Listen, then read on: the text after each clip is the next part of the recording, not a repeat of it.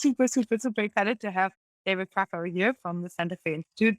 David, I am not entirely sure if you remember, but I actually had the pleasure of introducing you at the Augmented Intelligence Summit that was co-hosted by Gaia Detsy and by Anthony Aguirre 2 years ago now. And your talk really blew many people's minds. It was really fantastic. So no pressure. And I think everyone can get quite excited about the presentation. But today you will focus on collective computation in nature and some of the historical perils of machine models and metaphors. And you are leading Santa Fe's program on collective computation, in addition to having a variety of other roles. And they really work on fundamental problems in evolutionary theory concerning collective intelligence, from societies of cells to societies of individuals to machine-human hybrid societies. And that, as the group can tell, fits really well into our thinking that we have in the book and in this group, in which we treat civilization as a super intelligence that is composed of many individual agents. Some are human, some are AI, who voluntarily cooperate. And so without saying a little bit too much, I think I'm not giving the title of your talk away or the topic, but I think, I just want to welcome you to the group. Super excited about the discussion. I'll probably kick us off with a few questions after you've presented. And I'll share more info on your recent writing here in the chat. Very excited to have you here. Really looking forward to the discussion too. And the stage is yours. Thank you. Thank you very much, Alison. Thank you all for being here.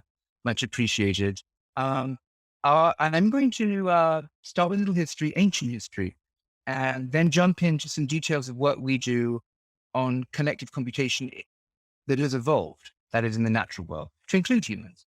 But I want to make a distinction between two styles of reasoning, and they're not orthogonal, but that I think this group would be sympathetic to, and perhaps at the end we can come back to them. And I'm going to share my screen here. It's worked before, so it'll work now. Yeah. And I'm just going to jump right into classical antiquity with Herodotus of Halicarnassus. And many of you will know Herodotus. I grew up with this book, The Histories, and this is a book that does many things. Not least, it gives the most detailed account that we have of the Greco-Persian Wars in the 5th century BC.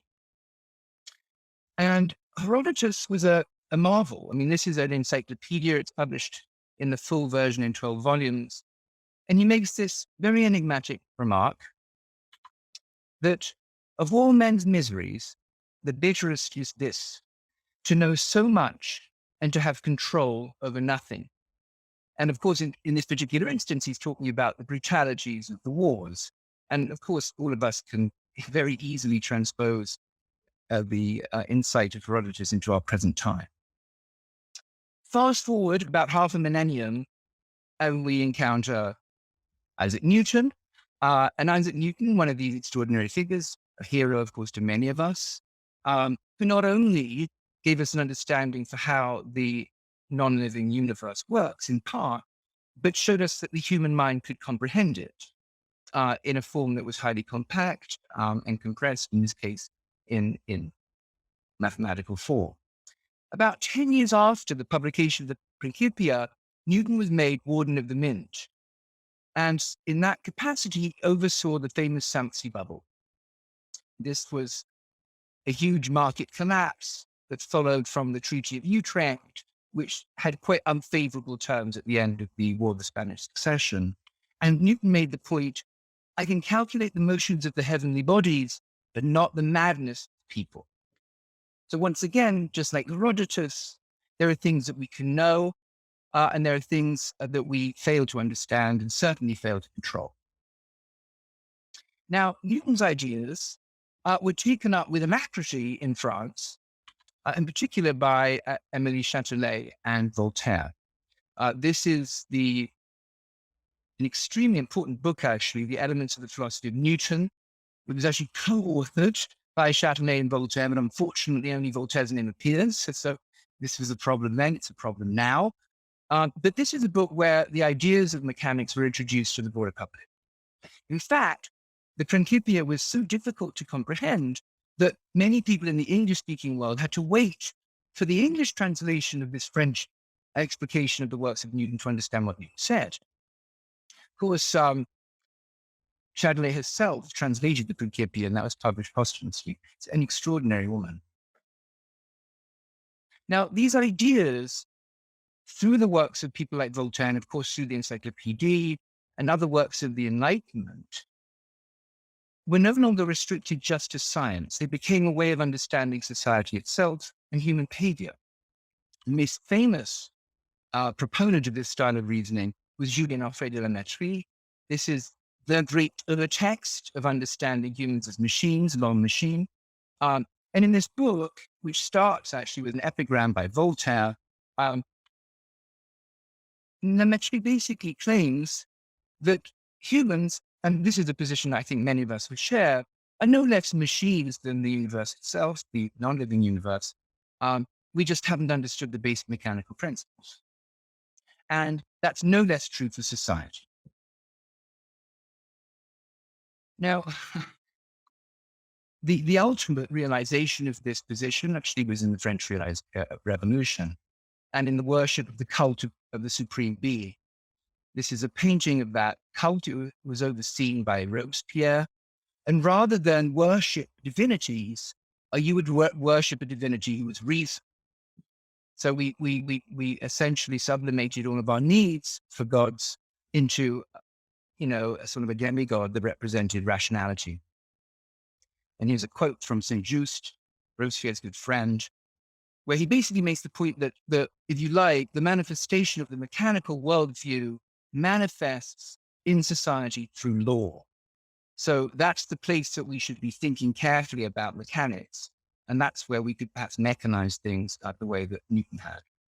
But of course, this didn't work.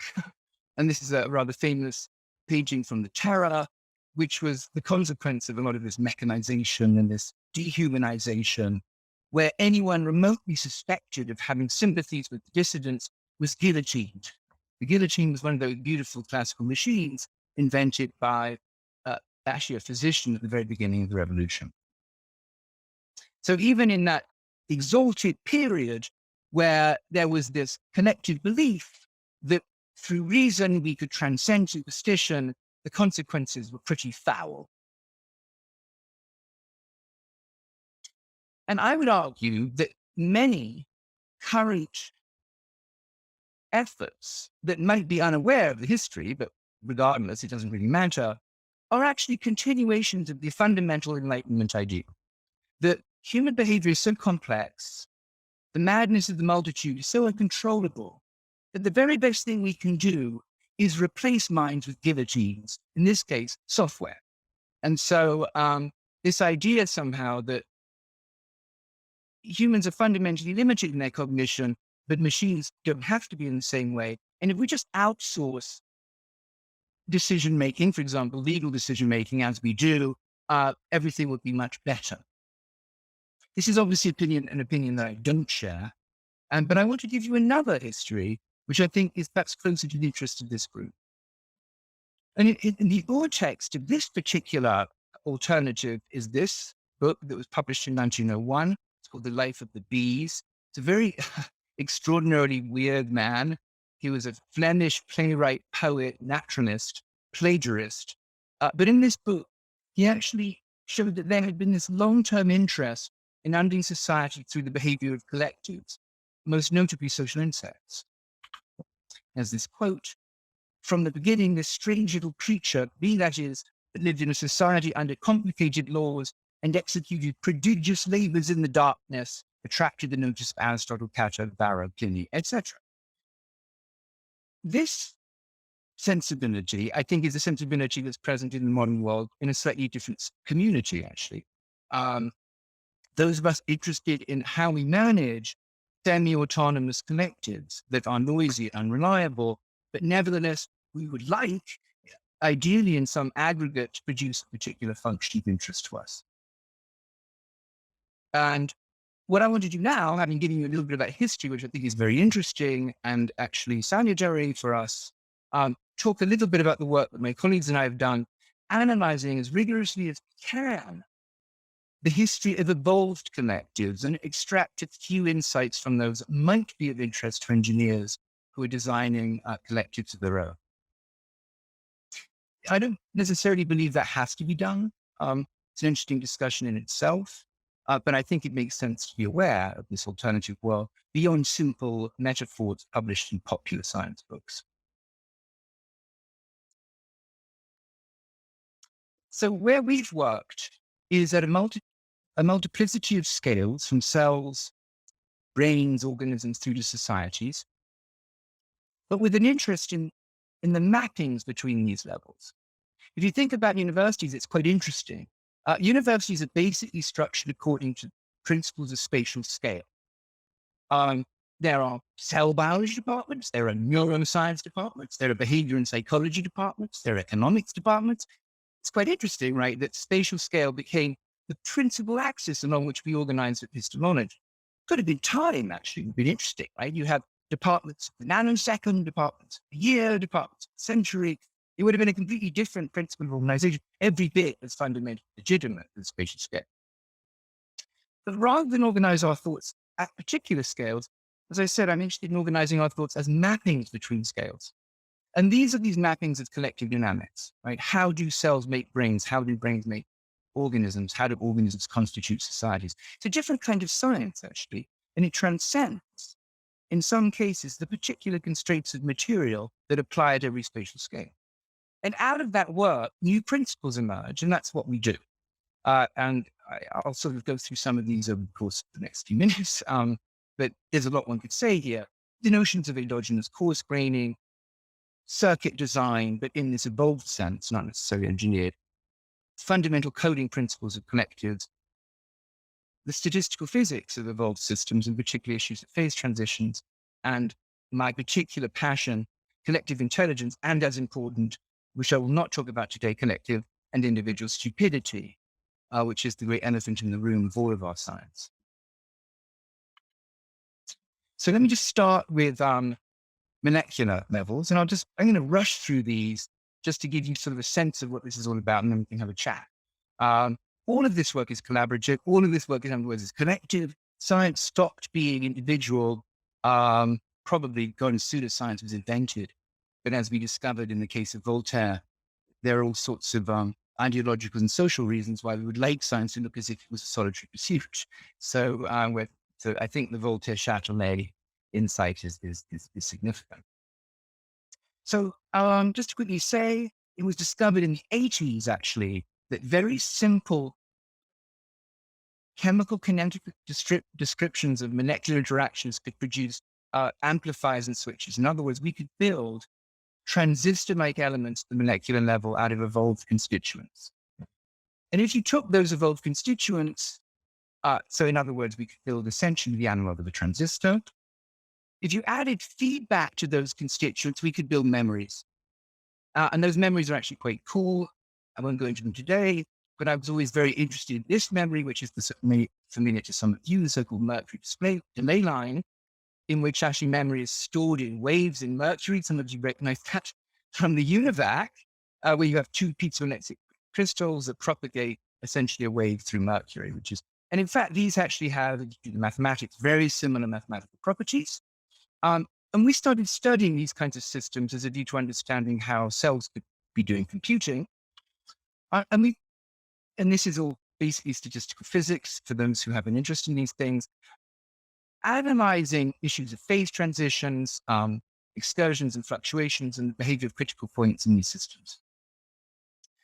And I just summarize that. As I said, I'm being very cavalier, but I can give you list references for those interested.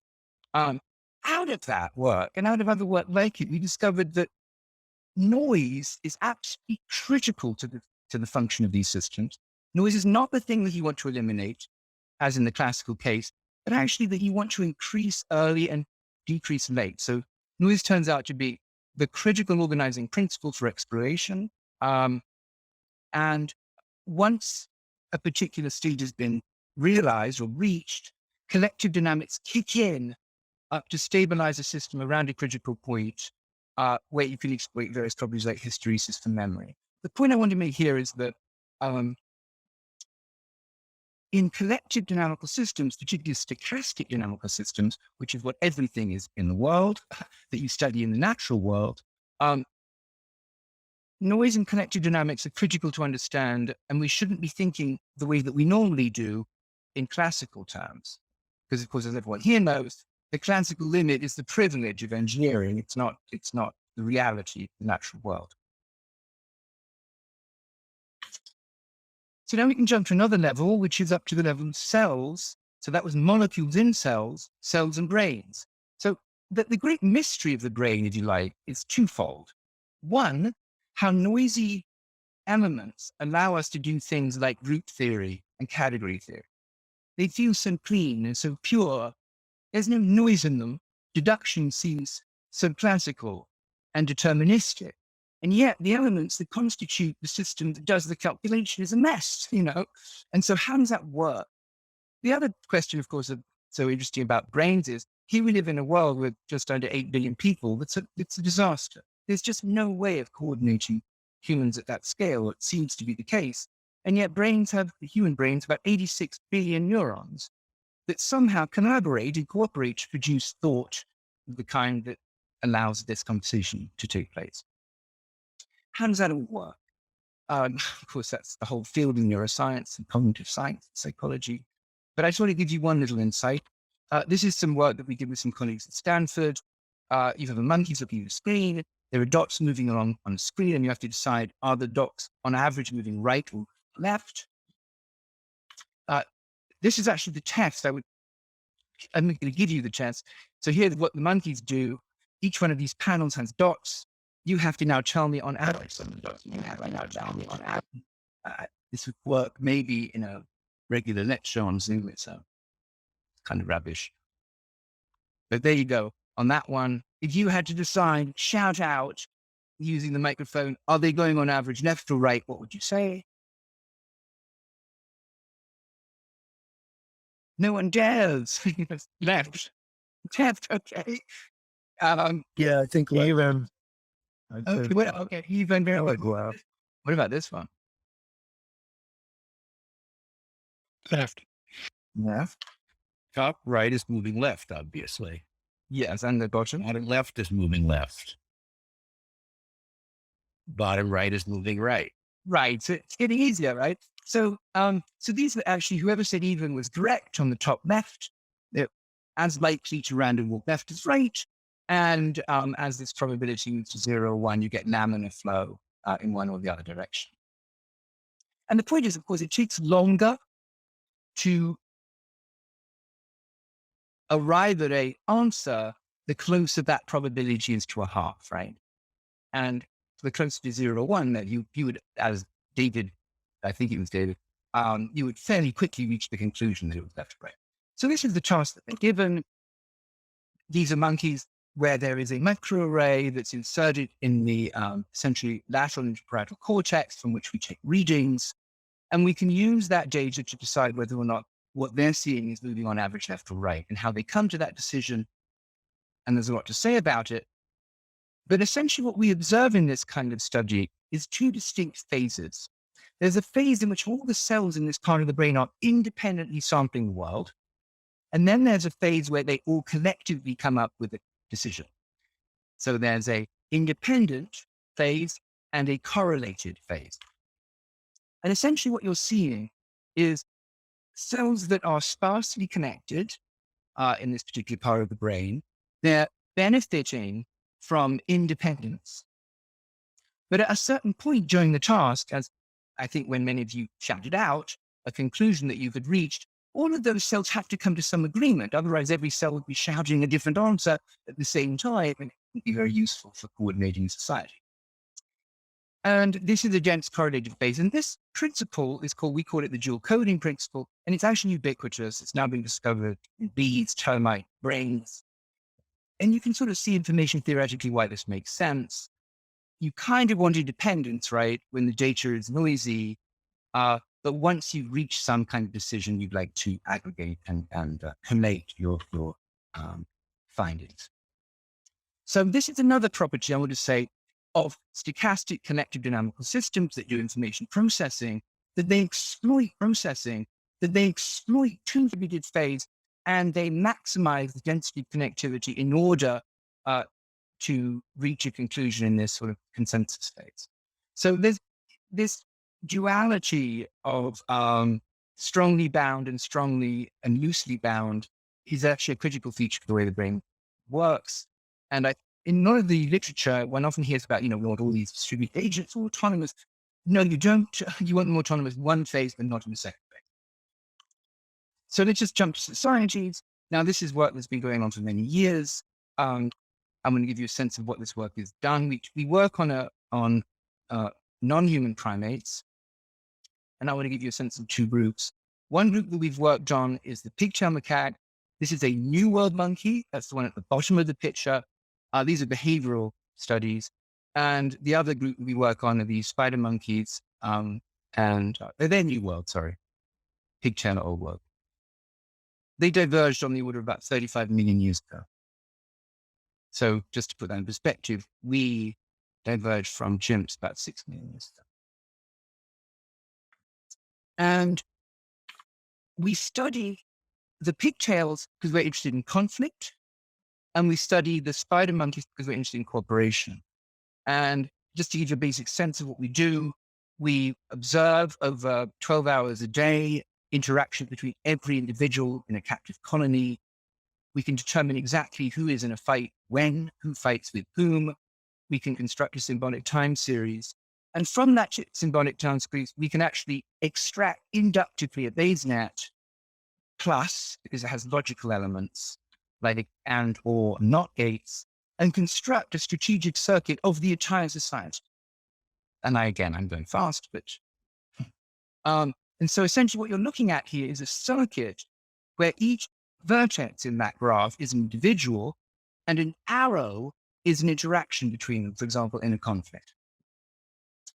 And we can then use these circuits, which are in some sense higher order summary statistics of the society, to predict behavior into the future. It sort of replaces them, right? It's an encoding of them.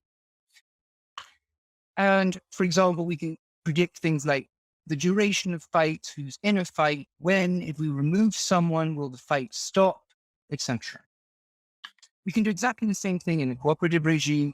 Here's a beautiful looking spider monkey. They forage in groups, and they form little subgroups that each explore different parts of the rainforest.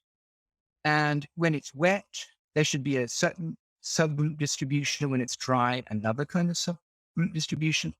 Just as with the pigtails, we can reconstruct these circuits of the society and then use that circuit to predict the behavior of the troop, how individuals move, who they consort with, etc.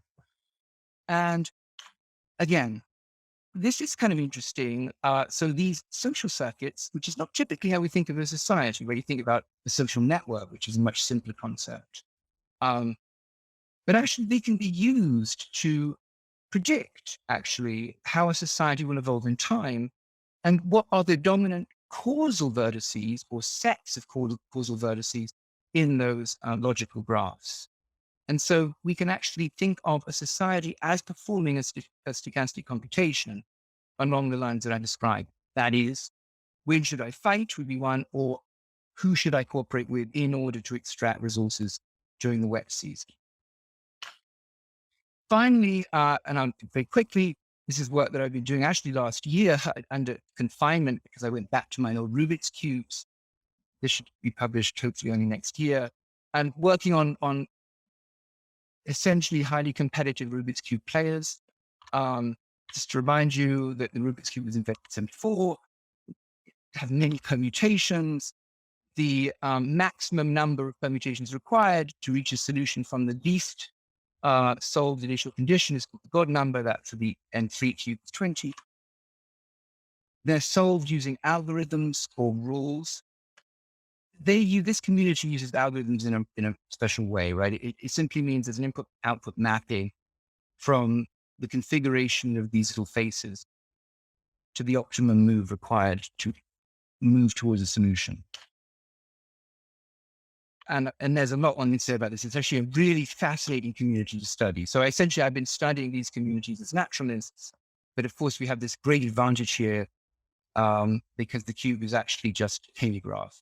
So it's a mathematical object which we can treat as such, but we can embed that mathematical object in the natural history of competitive Rubiks Cubes. Very interestingly, we have all this data, of course, which is how much better they've got over the course of time, both sighted and blindfolded. That's actually fascinating, incidentally, in itself, which is how you solve cube blindfolded. But the nice thing is here, we also know the social network of cube solvers. So what you're looking at here is a graph. Each of those vertices is a cube. B denotes blindfolded. And where there's an edge connecting two of these cubes, it means that a competitor has broken a record in both cubes. That is right. They compete on more than one cube. And if you do analysis, and I'm really short-circuiting everything, on the learning rates of cubes, what you find is for the sighted cube, the learning rate goes down the higher the linear dimension of the cube, right? Because there's a 3 by 3 by 3 cube, 4 by 4 by 4, 5 by 5 by 5, up to the 7 by 7 by 7, and other variants. But if you look at the blindfolded cube, actually the learning rate is maximized at the 4 by 4 by 4, not at the 3 by 3 by 3 or the 5 by 5 by 5. In other words, there's this interesting peculiarity in the blindfolded case. And it turns out that that can be predicted by the structure of the competitive network, right? So this is not a cognitive network, but the thing on the right is a cognitive result. And the basic point here is that the community of Rubiks Cube solvers have discovered the cube which maximizes the efficiency of learning and the competitions they should participate in so as to achieve that result. So there's this nice connection between the collective and the individual cognition. And this is really, I would argue, the canonical property of the human being, which is that the social informational networks in which we live, in that case, the Rubiks Cube network, in our case, everything else, actually structures individual cognition so as to increase something, in this case, like a learning rate, right? And they're co-structured. They go both directions, right? That the social structures we build come out of our cognitive biases.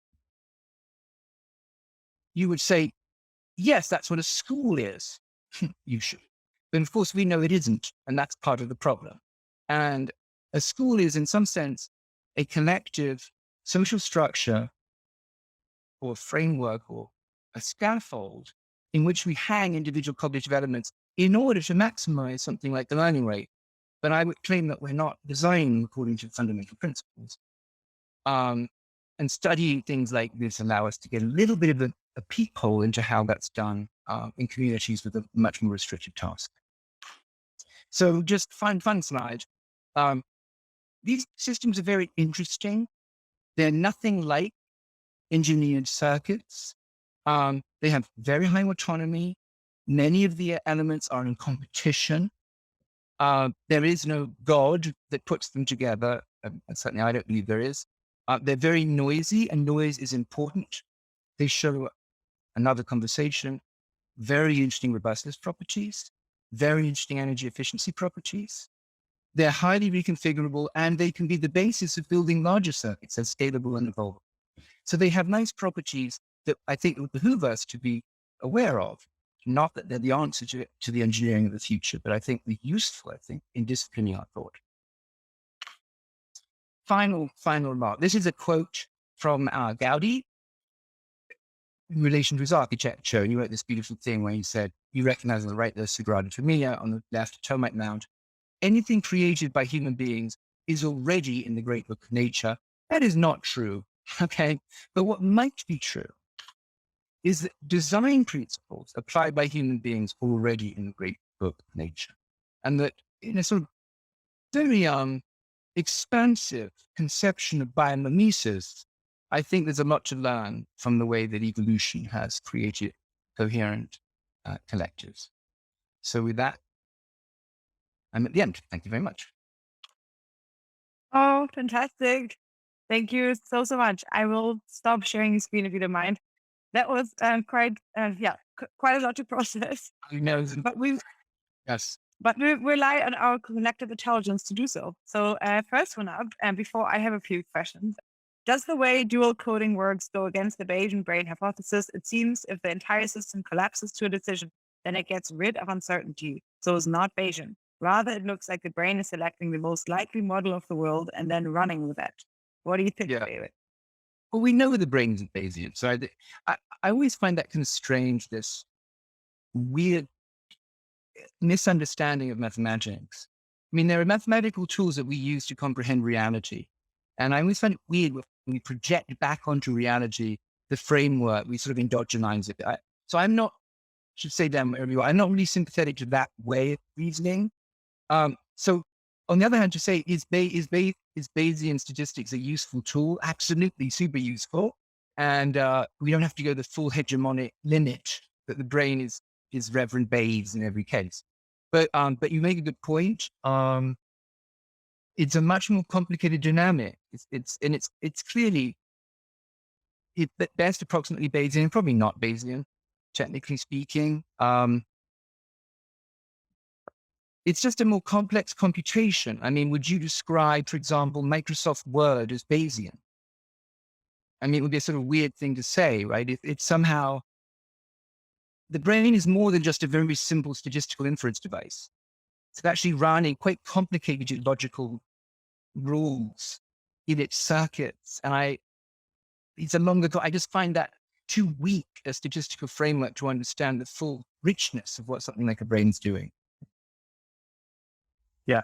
Sorry about the microphone issues there. I was using my Linux computer for the first time, and so I apologize. But yeah, that was my impression. And basically, I thought it was very interesting. It looks more like sort of a winner takes all dynamic where the model that's most consistent with the data sort of wins out,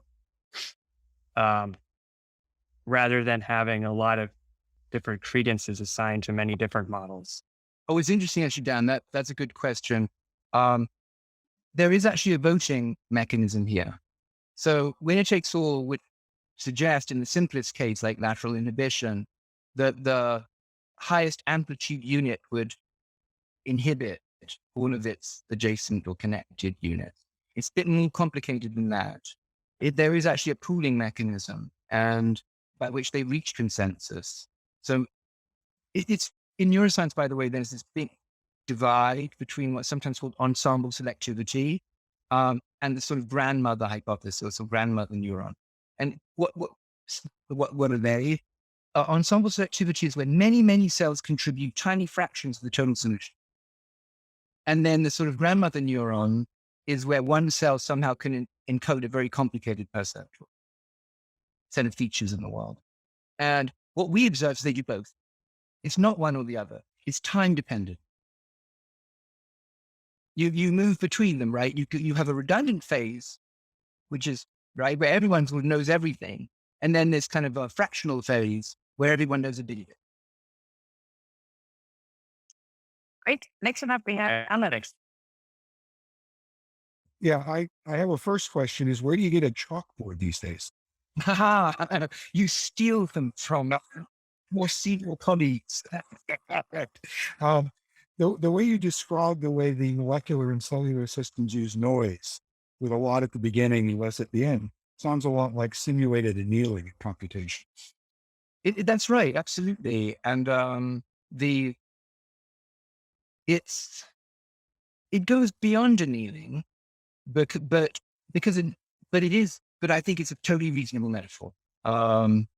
The idea that there is this exploratory phase, but it's also in the theory of phase transitions. There is, as you know, as you approach a critical point, the volatility of the system or susceptibility goes up, as do long-range correlations. And so there is the annealing metaphor, but I think it goes somewhat beyond that. Because for us, there are also evidence of this behavior near criticality, which is sometimes called the criticality hypothesis. And just to sort of give a bit more background on that, there is this peculiar fact, right, that a lot of systems that we measure in the natural world seem to live by a critical point. And if you were designing a system, most people would say that's probably not a very good idea, right? Because the last thing I want is loads of noise and fluctuating back and forth.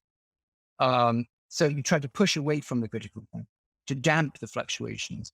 But if you look at like John Hopfield's early work in Hopfield networks, all of those memory capacity calculations, right, are close to critical points where actually you get the most degenerate states.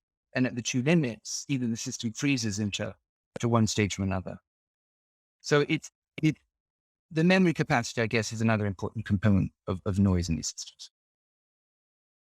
Lovely. Next one up, we have Chris.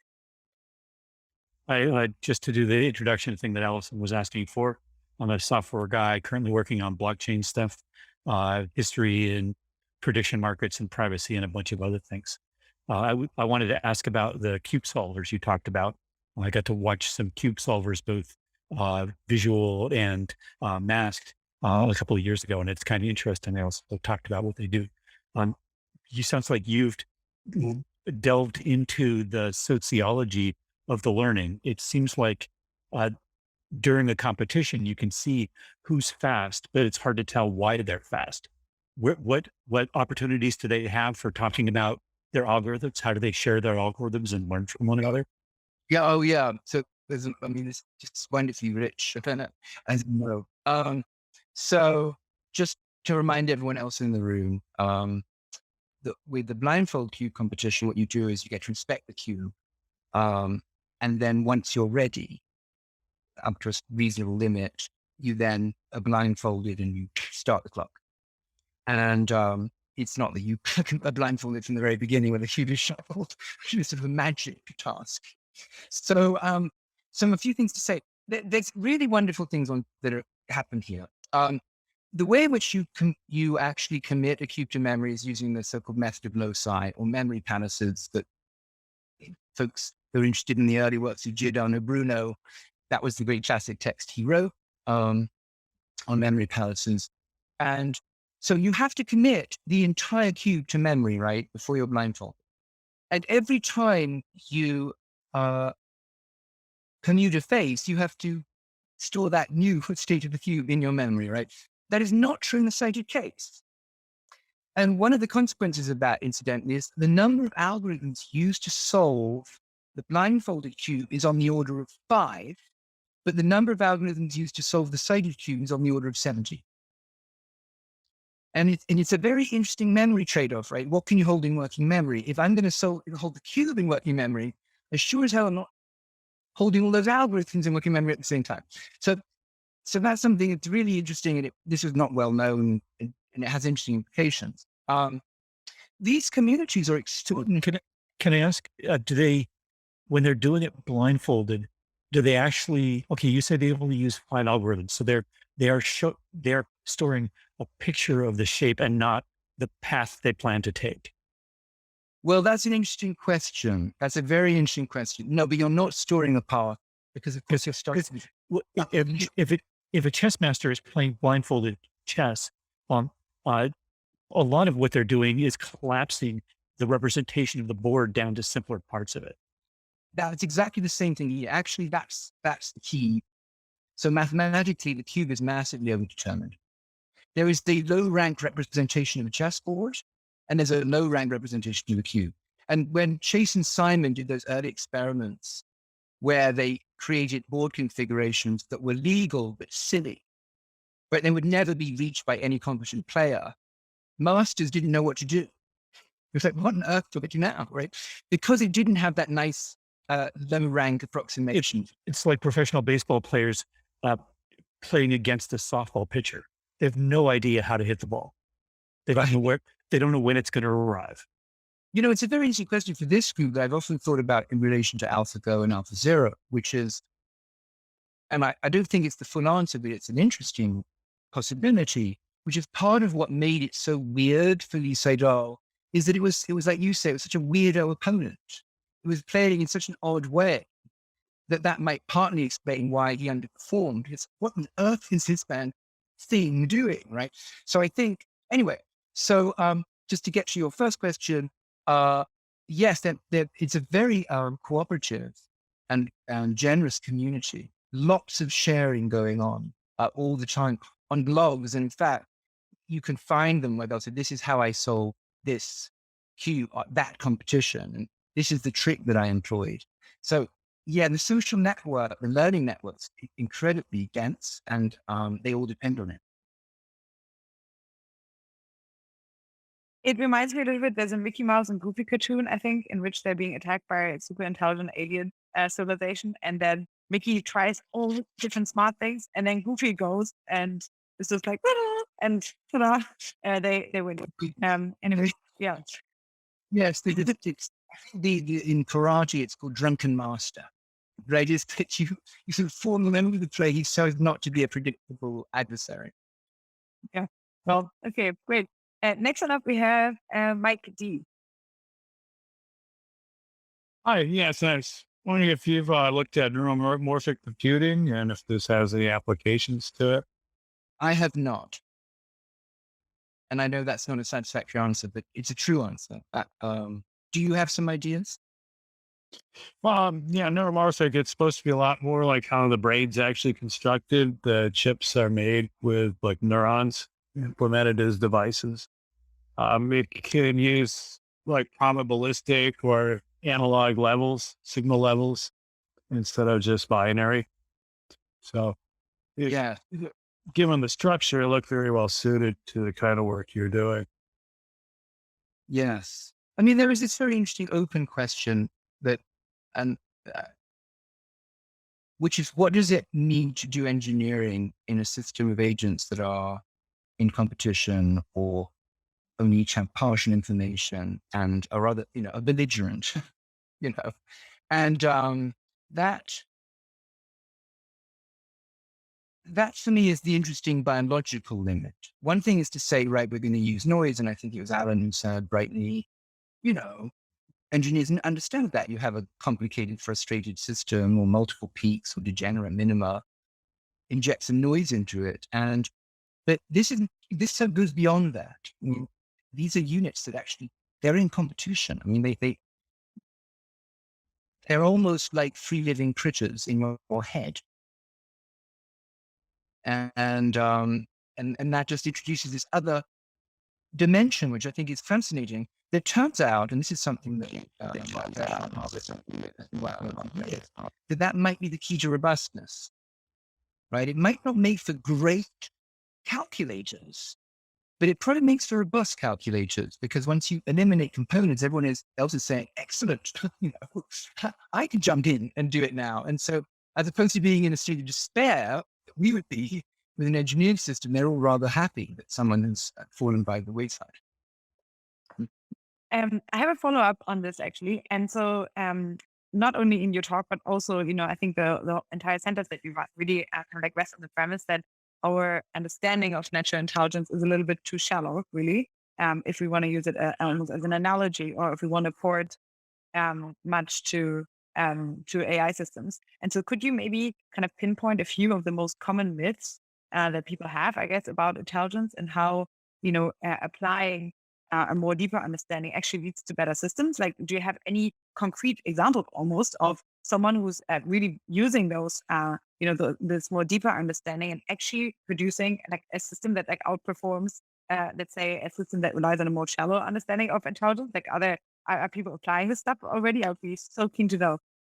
Well, yeah, I mean, I don't want to say, as I said at the beginning, I had that little caveat, which I think is true.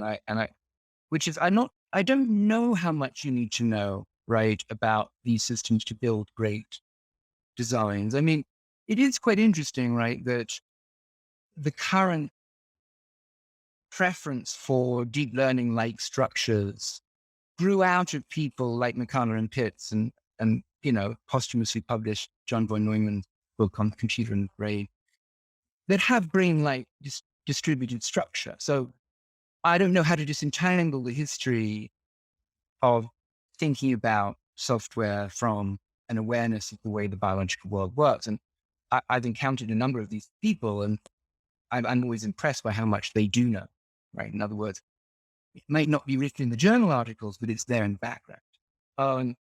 But, there are very clear examples. I mean, I think other than obviously in convolutional neural nets and in feature selectivity, influenced by some structure of retina, there's that kind of thing. But then there's this whole area of genetic algorithms, of course, that we worked on here, John Holland in particular, and Ellie Mitchell's. And then the cybersecurity issues with immune systems for operating systems, Stephanie Forrest.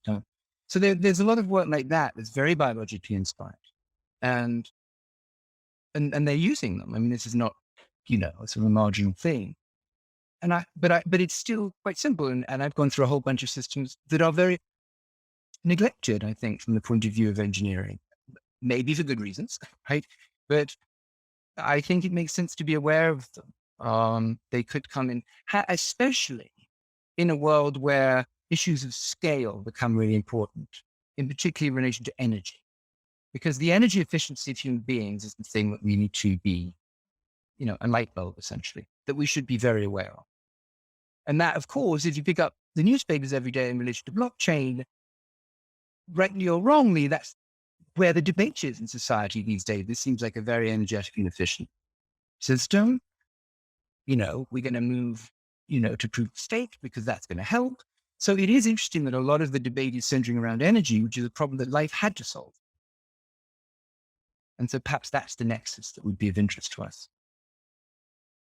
Yeah, I guess energy is really the final frontier on most of these things. But I had one particular question. Could you maybe elaborate in how maybe perhaps the current understanding of, for example, our immune system in the way that we use it as an analogy for computer security may not be sufficient? Or do you have any, more thoughts on this particular angle? I mean, I would redirect this to people who know vastly more than me. I think Stephanie Forrest and Melanie Moses thought very carefully about both energy and security. And I'm just an audience member in those conversations. I do want to get to Alan's question about blindfold chess. When you say I didn't get the impression that my view was no right, it's kind of interesting. The way to think about this is you were, whether consciously or unconsciously, thinking about constellations of pieces on the board. And it's those higher order correlations that I think I'm referring to. But I suspect you were thinking that's the position of the bishop in relation to the position of the knight. In other words, it wasn't just atomic level piece representation, but some higher order representation of the relative position of pieces on the board. That's what I mean. Yeah, but when I was analyzing the way to play in sighted chess, I have to do the same representation once I get more than one or two moves in. That's right. Right. And so it's just the starting move, I'm at that place instead of two moves in. But I didn't think it was a qualitative difference. No, that's interesting. That's an interesting point. I'm in the case of, it's funny because my grandfather was a chess master. And I used to play him blindfolded and neat-sighted and, wait the carpet with me. And I think that, in the case of the cube, I know for a fact that you use fewer algorithms to solve blindfolded, right? In the case of chess, I don't think that holds. I think that great chess players don't have fewer rules in their head when they're playing blindfolded or sighted. And so that trade-off, I'm not sure exists. Well, I wasn't a great chess player, but it was just something we did over lunch in high school. Neither one of us we played without a board. Yes. Yeah. But the idea that once you're a couple moves in, you have to picture a brand new board anyway, made the blindfold seem quite natural. Right. Yeah. No, it is interesting. I mean, just to jump laterally, to what extent are these outsourced, the chessboard as a blackboard, right? In other words, a very convenient, efficient encoding for working memory to use so that you can actually do deductive reasoning rather than have to spend all of your energies on memory. But for example, if you take the abacus, which is another system that I've studied quite a bit, that's very interesting, right? Because master abacus users, most of whom are about 9, by the way, who could start learning, they're drilled at schools which are very severe, actually have a mental abacus. And in that particular instance, and it's been studied using fMRI, it's quite interesting, how is the abacus encoded in the brain? And that's a case where at a certain point, the marginal cost of storing the abacus is near zero. And so it could be that with expertise, the chessboard actually is just marginally not that significant. Yeah, Paul Derliner attempted to do chess playing the way the human plays rather than brute force. And what he realized was the chess players, the masters, break the board up into conceptual chunks and give weights to certain patterns. And so it's more of a pattern thing than an brute force analysis thing. Eventually you go to the individual moves, but it's more a gestalt than an analysis. Yeah, that is the sort of, I think that's the general, one of the few, I think, general truisms of human reasoning that applies across games and science and mathematics, right? Which is that that's sort of what we do in all of our domains of inquiry. And as many people pointed out, part of the problem of early chess computing is it didn't. I mean, that's a harder problem and didn't have to. But I think there's no doubt that when we're solving problems, I know for myself, technical problems, we are working with these gestalt-like entities. I have a follow-up question, I guess, to piggybacking on the analogy to games. So one of the articles that I really loved was playing Go with Darwin that you published. And it kind of, I think literally you say it takes the premise that Charles Darwin was very likely the first person to have understood nature in terms of a game played across deep time. And then you use Go as such a game analogy of evolution. And maybe, just to go switch from chess to Go, could you maybe elaborate a little bit more on Go for enriching our understanding of evolution as a game in the perhaps final few minutes?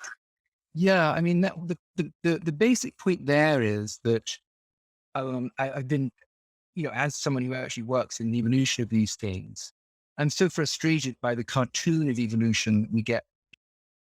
And from, I don't want to perjure myself, but from people like Richard Dawkins and others, where we think of it in terms of very simple surviving the fittest dynamics. So we can just write down this one-dimensional system and with density dependence. And it's Bayesian, actually. It's like Bayesian inference. They're actually mathematically equivalent, the replicator equation and Bayesian inference. But there's so much more to evolution than just, oh, I'm a little fitter and therefore I produce on average slightly more offspring. And then in the course of time, they fix, which is the sort of, it's so tedious. And what we've discovered, if that were true, there would be no complex life. It would be impossible because we have so many valleys, steep valleys to cross. And this was recognized, by the way, in the 19 teens, by Saul Wright and others who introduced diffusion into the framework. So part of the motivation of that article was to say, we've been thinking about evolution as if it were tic-tac-toe, whereas we should be thinking about it as if it were Go. And there are very interesting representational problems that evolution has to solve, particularly in relation to the genetic architecture, that are much closer in spirit to some Go concepts, these Gestalt-like things, actually, and concepts like Sente and others that I enumerate, than tic-tac-toe-like strategy. And so it was me, that was an exasperation article. That's, you get real with the way evolution actually works. And genetic architecture, developmental mechanics, they matter. And if the standard cartoon of Darwinism that we teach in high schools were true, we would still be in the primordial sludge. So, yeah. For me, Go, the value of Go was it makes these cognitive, psychological, gestalty things front and center. Because that's how you describe the game when you play it. And these are very rich concepts. you do not describe Go at the micro scale. This piece can go there. It's just not interesting when you're talking to another human. All right. I posted the article again here in the chat. It's probably too much of a mouthful to actually go through here in the final minute. But I want to take perhaps the final minute to just ask you, what's new in your work, or like what does the Santa Fe Institute focus on now in terms of potential programs that could be interesting for the group? Yeah, like what's next? Well, there's a lot. Actually, it's a very exciting time. We have a big new project on intelligence and diverse intelligences. So actually, throughout the last year, we've been in many, rather like this one, actually, but with people more squarely focused, I think, on natural, not but also artificial. So anyone's interested in that, let us know, because we're always looking for interesting people to join that conversation. And there's just much to say. But my particular work over the last 6 months has been trying to get this book out, which is a big fat thing.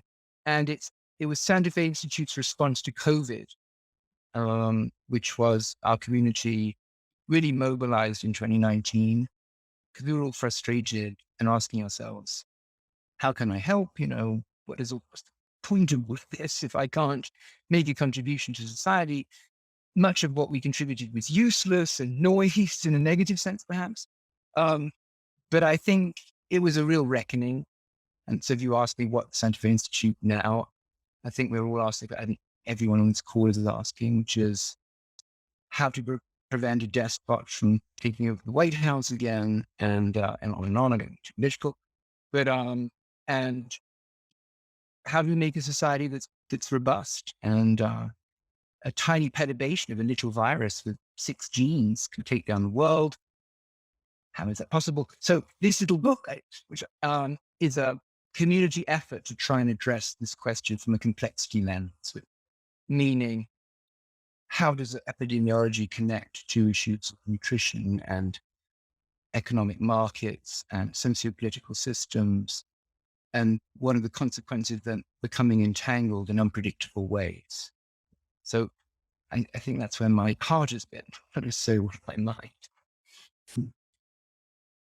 Okay, great. There was one final question of, you mentioned a workshop on, what is it? Mathematics of intelligences. I did UCLA. I'm good. Yeah, that's funny. That's not the one I mentioned, but I know the organizers have one. And that's Jacob Foster and others. That looks great. And I think I'll go to it, but I'm not the organizer of that. But that looks very interesting. That comes out of DISTI. That comes out of the Diverse Intelligence Institute. What was the workshop I mentioned? They have been internal, by and large, discussions in our community on particular themes. For example, the biophysics of the neuron, or principles of collective intelligence, or on and on. And but if what I can do is if a larger meeting takes place, I'll send it to Alison, and perhaps you could circulate it. I will disperse it. Okay. Hey, we've had you 2 minutes all the way over time. Thank you so much. I think we really covered a treasure trove of all kinds of things, and hoping that one day we may actually deepen the conversation. Thank you. I think you've really given us a few really interesting nuggets to chew on as we kind of go forth and build the systems that we're building. So thank you very, very much. And I'm hoping it wasn't the last time that we welcome you to the group. We wish you much success with your work, and I see everyone else for our next meeting. So thank you, David. It was a pleasure. I much appreciated.